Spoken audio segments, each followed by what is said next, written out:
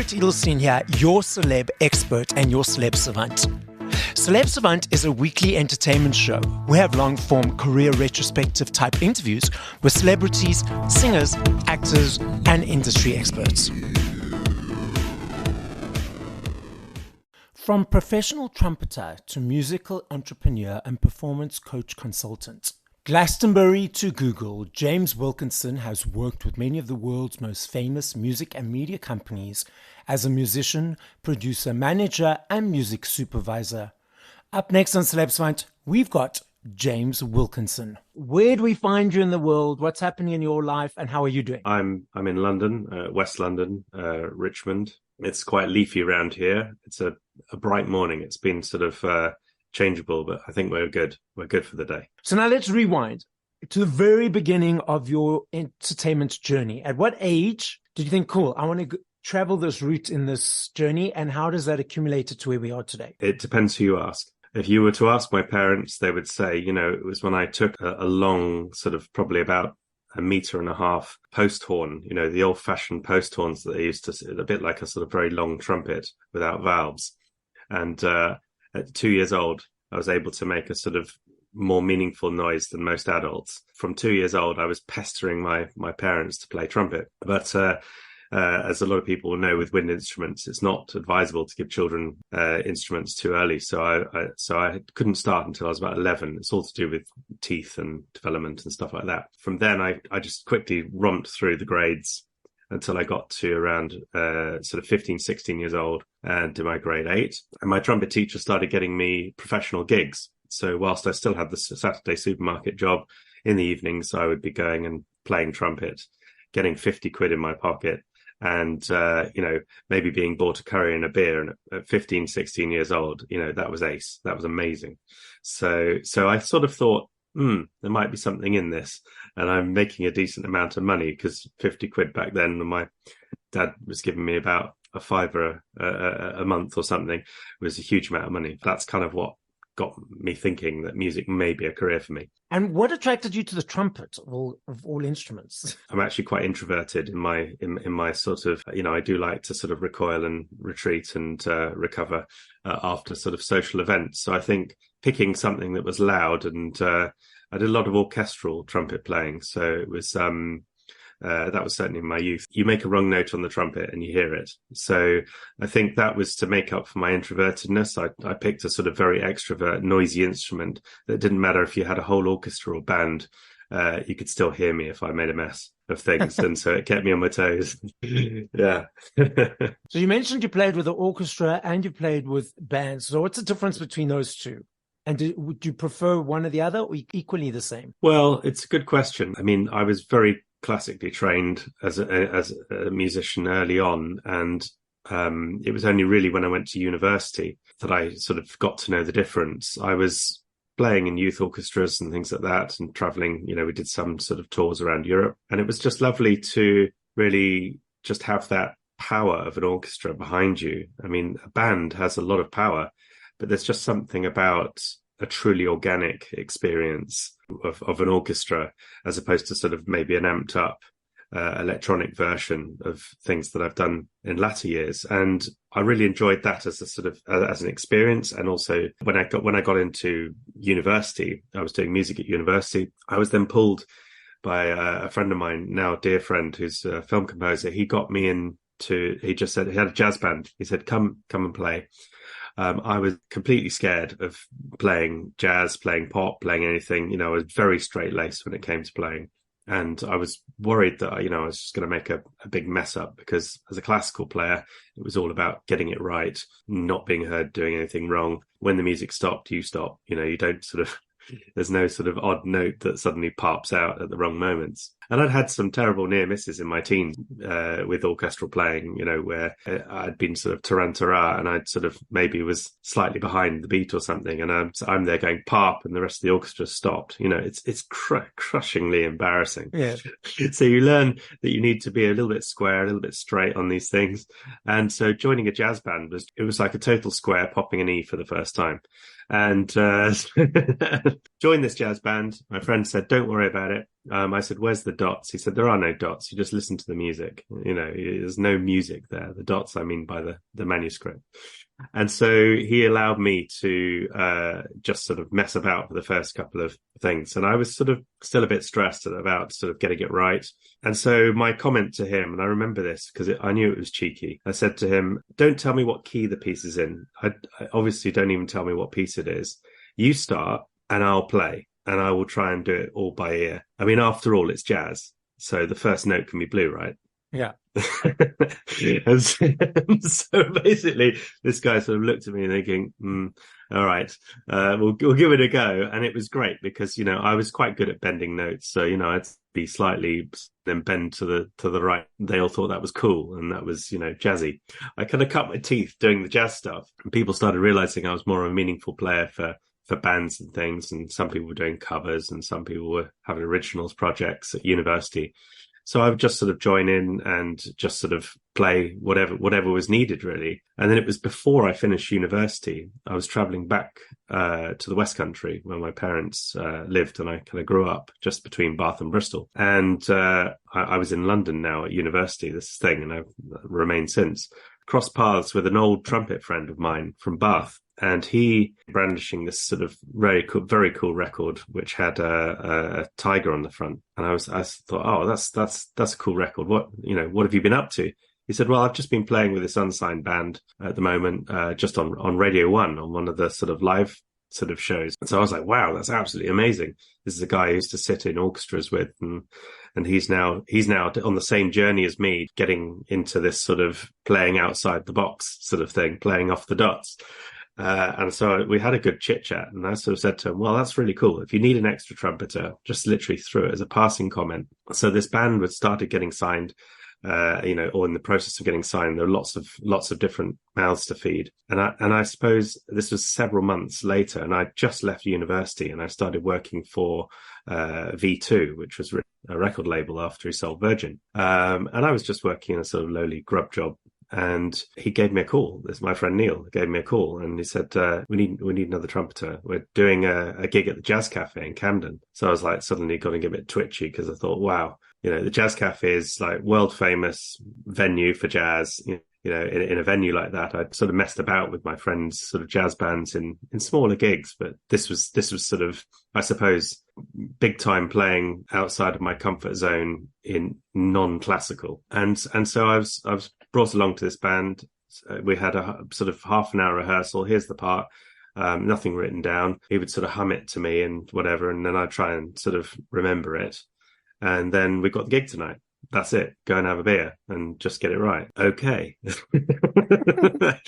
So, the Jazz Cafe is very cool. It's got a little gallery and there's some stairs down the side. And this band, they were only playing 4 songs and I was only playing on one of them. And so the trumpeters, when their song kicked in, we walked down this sort of stairs on the side and then walked onto the stage, all kind of bopping along to the music and all this sort of stuff. And then we sort of lined up and sort of hit play really and just went for it. And, of course, that then got me sort of in as a session player with this band. And that night in the audience, there was also A&R from V2.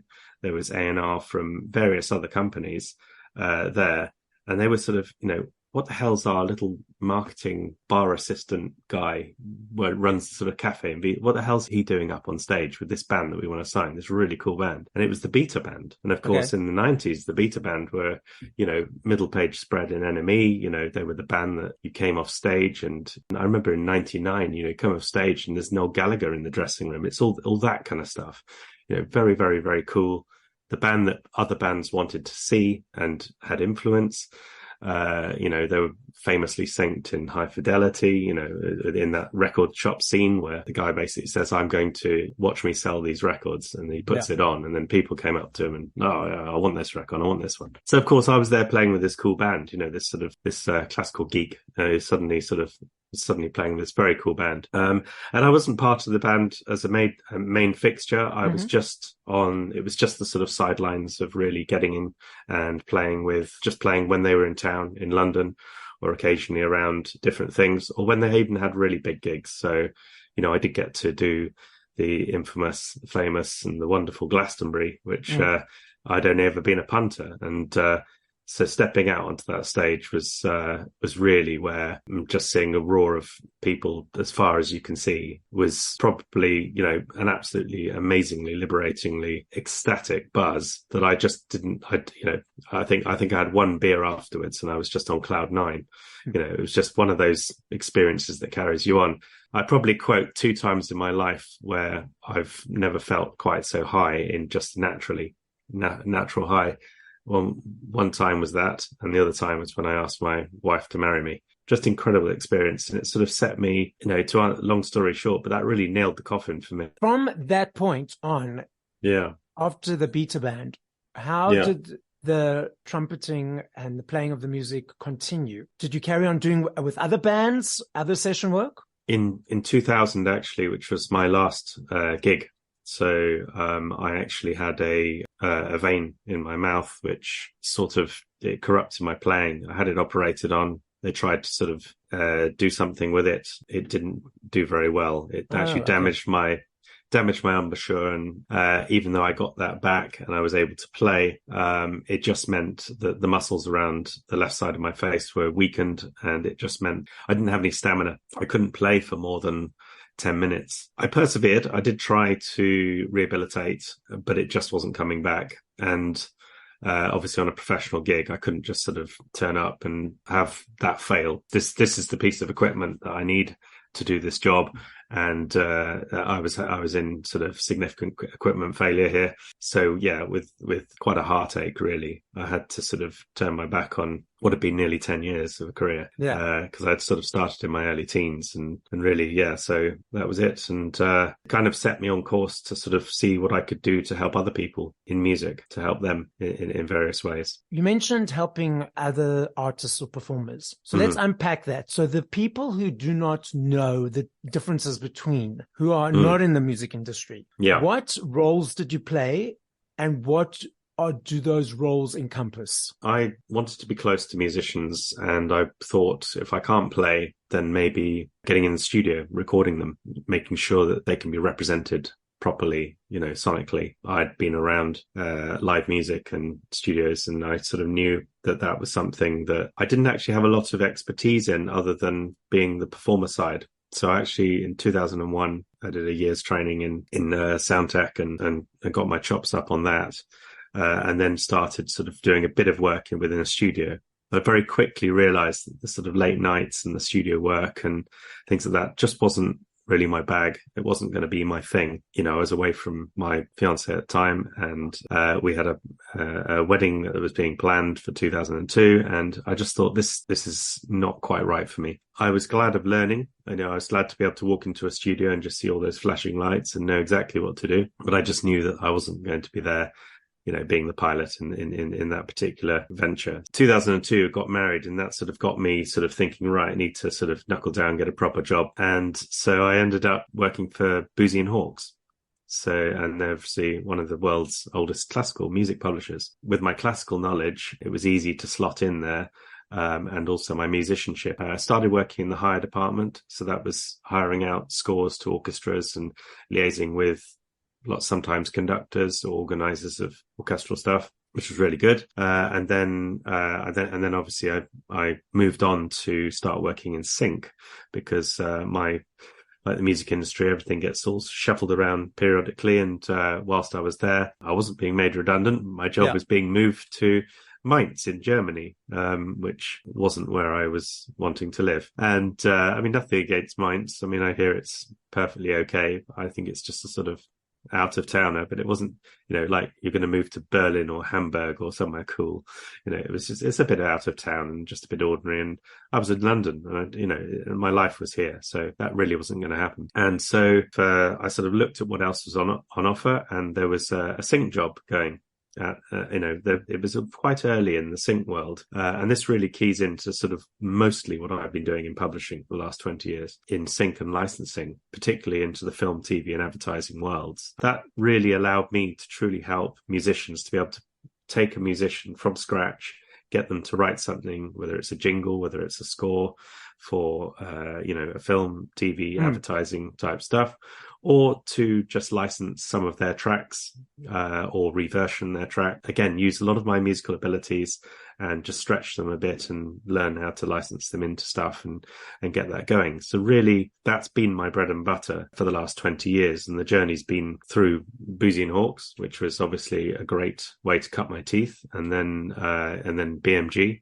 BMG then got reshuffled, and Universal then bought them. So I was working for Universal for a little bit just by default, and then it got to around sort of 2007, and I was doing really well, getting lots of syncs, huge commission work and all that kind of stuff, and really helping the musicians. There was one musician, I remember a story. There was a situation where I had some of the guys in BBC. They literally they stormed into Universal. Who the hell is this James Wilkinson? Why is he taking our flagship program and our flagship composers and just messing it all up? I then get hauled into my boss's office. No, James, what is this all about? What is this all about? What are you? The BBC are obviously a huge client of ours. They're one of the biggest clients we've got. What are you doing? And this is one of their biggest flagship things that they do every year, the big natural history thing. Why are you even stirring the porridge here? And so I said, well, and this is where I sort of remember trotting out the phrase, you hired a musician first and foremost, and I'm afraid there's, some bad behavior. And I probably was effing and blinding and saying it in a lot more forceful at that point, because they were getting quite heated, and I really thought, they were being quite mean and totally screwing up this composer. They'd basically sort of said, here's the budget. But you need to spend it all on BBC Orchestra and BBC this. And by the time we crunched the figures, the poor composer was probably going to have to pay for the opportunity. And we all know how sick that is in the music industry. Yeah. So I ended up basically pushing for him to eventually get not only a double album done on Universal, but also get it was actually a program called Wild China. So we actually got the London Chinese Orchestra to come and work with the BBC Orchestra. We made this fantastic double album, which he was on. I mean, he was already a reasonably good composer, but it wasn't very long before he was getting Ivan Novellos and various things like that. And also the album that we made with the BBC was then relicensed, and more money was made for the company. So, of course, everyone was really happy and patting me on the back, because the Beijing Olympics, of course, were just around the corner. So we double bubbled on that one. So, of course, sometimes you just got to sort of pop the old school boil and just sort of get all the dodgy stuff out and clean it up and motor on, really. Yeah. Your thoughts of, previously we had CDs, we had vinyls, we had cassettes. Those are making a massive comeback, which I'm very grateful for, because I love me a CD. But we've got these digital platforms, streaming platforms. Your thoughts of the differences between the two, and do you prefer which one? Financially, I thought certainly CDs and vinyl and tapes to a certain extent. I mean, I see tapes that, they're nice, but the thing is, obviously CDs and vinyl are superior sound qualities. So a CD and vinyl are, and they still are, obviously, they are the most superior to anything we've got out there. We don't have a mechanism, sadly, for digital to really pay musicians adequately. I think it was Snoop Dogg hijacked a media conference quite recently to shout about, I'm paraphrasing, but he was talking about having 1 billion streams. Yes. And why doesn't the artist get £1 million for that? Yes. And talking about how, he would have found it much harder to even have started, and I do think it's quite criminal that it hasn't really worked. Piracy, yes, was one thing, but actually we now have institutional piracy, because it seems that the music isn't trickling down to the musicians in it at all, unless you really are a sort of huge superstar like sort of Ed Sheeran, or someone who really does have billions and billions of streams on all their stuff. And of course, they will always be seen by the performance rights organizations as part of the bankers that's gone through the glass ceiling. Yes, we will pay those artists. But if you're a small guy who's done a few thousand here and a few thousand there, you've really got to fight for those pennies that you're going to get through. And if you imagine that, you could, even if you used to sell 100 CDs for £10, each or something like that, that then funds your petrol, your van to go to the next gig, maybe to buy some t-shirts or whatever, that's gone to a certain extent. This revival of having CD and vinyl back and having artists, particularly bigger artists, I've noticed it now, are standing next to the merch stands after gigs, huge artists, and they're happy to spend half an hour doing a meet and greet. Some of them, if they're a real superstar, they might have these VIP tickets, or maybe you pay a bit extra for a session with them, because obviously if you're in a stadium, they can't just stand there for hours and hours and hours, yes. Especially having done a gig. I've been to places where there's 400, maybe 1,000 capacity with a reasonable size artist. They'll stand there for, an hour and a half, and they'll just be signing everything. It makes everybody buy the merch much, much more, because they all think, oh, great. And they get a little chat, and they get a thank you, and they get, to hear that connection. And I've really seen an uptick in this since COVID. And I think it's just, I think that has helped really bring that connection, or that need or want for connection back. And again, you have connection with a physical product. If you're just there stroking along your sort of cassettes or your vinyl, and you suddenly pick something out, and then you can just look at it and you can read the back of it while it's playing, or whatever. Rather than just having Spotify boobling on in the background. That's it. It's almost you switch off, and it just becomes it's not a special occasion. It's like when you put a record on, you put a CD on, you sit down, and you can have that moment. And also you're probably going to listen to the whole album as it was intended by the artist, and you can really get into the mindset. What was the story they're telling here? And that sort of thing, rather than just having playlists full of odd little tracks here and there. I mean, I don't think we're ever going to go back to that sort of album thing. And I'm not being overly nostalgic. I do think progression is important, but for goodness sake, let's pay the artists now. The experiments worked, or the experiments taken over what the status quo that was. Now let's pay the artist. So it's interesting you're speaking about the downloads and that, because I was at a concert this past weekend. I'm very comfortable going to concerts by myself, and I made some friends, and I was explaining to them that, did they know that an artist gets like 0.005 cents, or however much ridiculous money they get per stream? And they're like, no, we didn't know that. And I said, so when you see the artists going on about, oh, they got 500 million, or they got whatever streams, they got like £1,000 or $1,000 or $2,000, however much it works out to.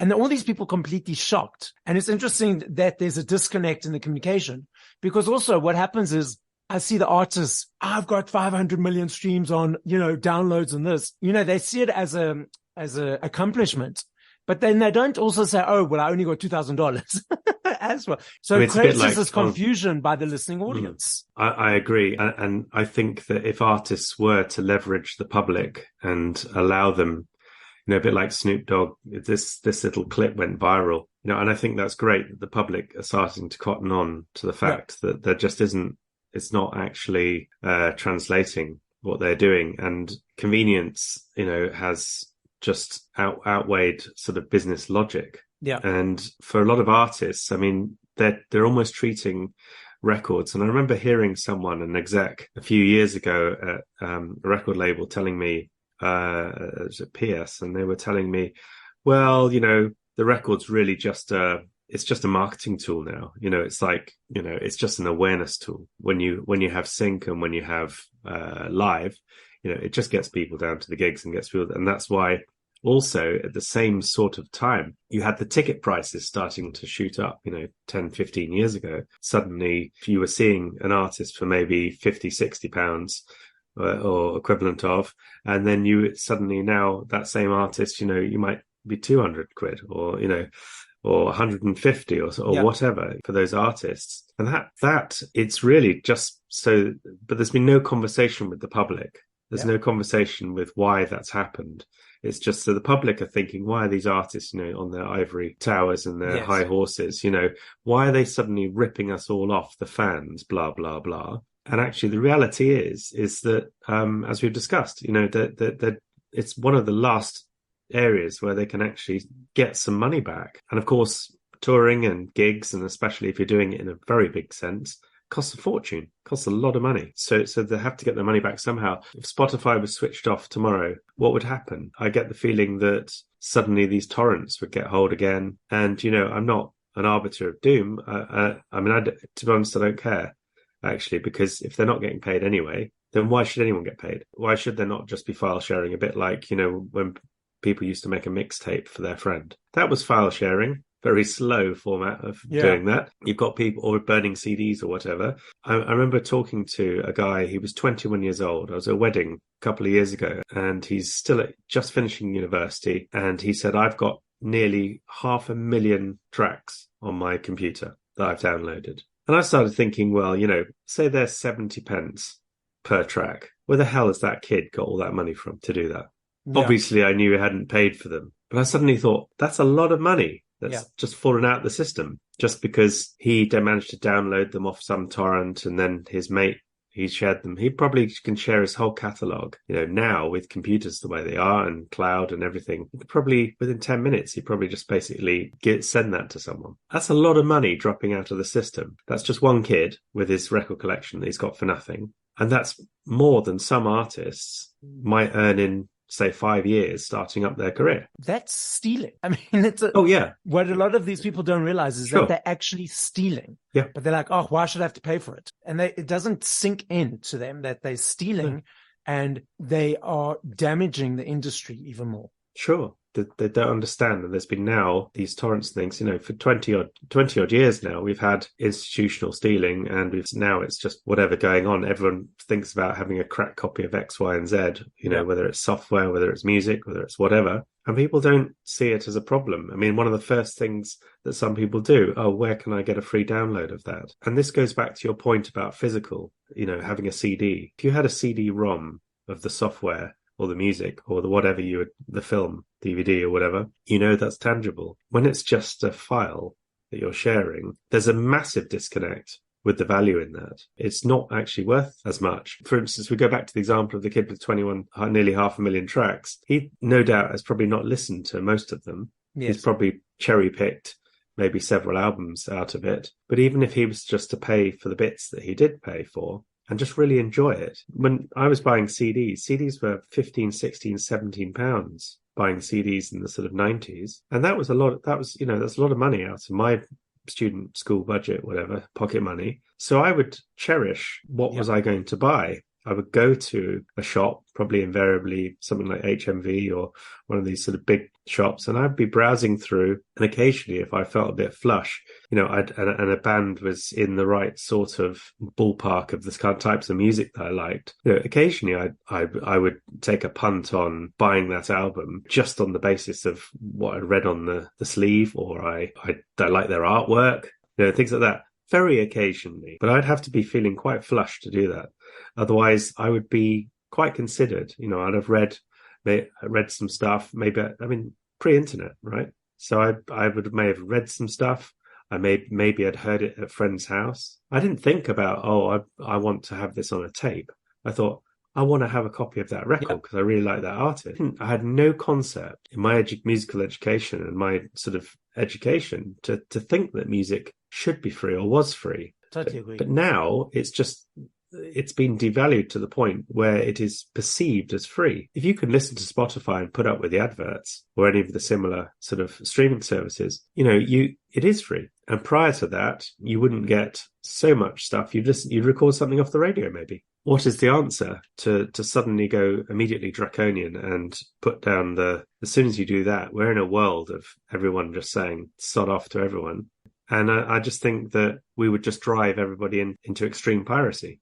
If the streaming services, they cost an amount to put on, the tech, the storage, the music, all that stuff, that's fine. I do think there needs to be a bit more discerning about what goes up there. I mean, now anyone can put anything up. Yes. And we've even seen this with the advent of AI. So obviously people are trying to make money and they've cottoned onto it and they've taken a few bits and bobs off it.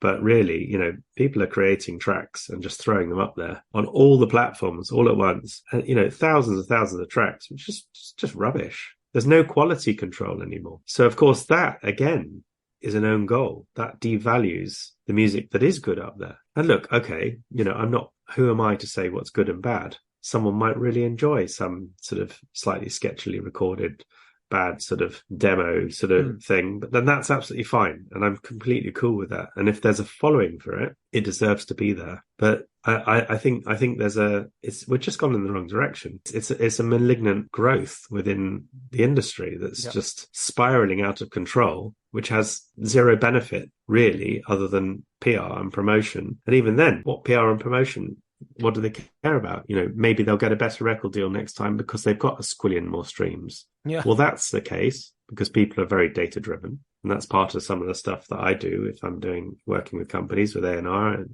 and things like that. We do look at the data of an artist, but we've also got to look and consider, actually, do you know what? I love this artist and I really want to help them.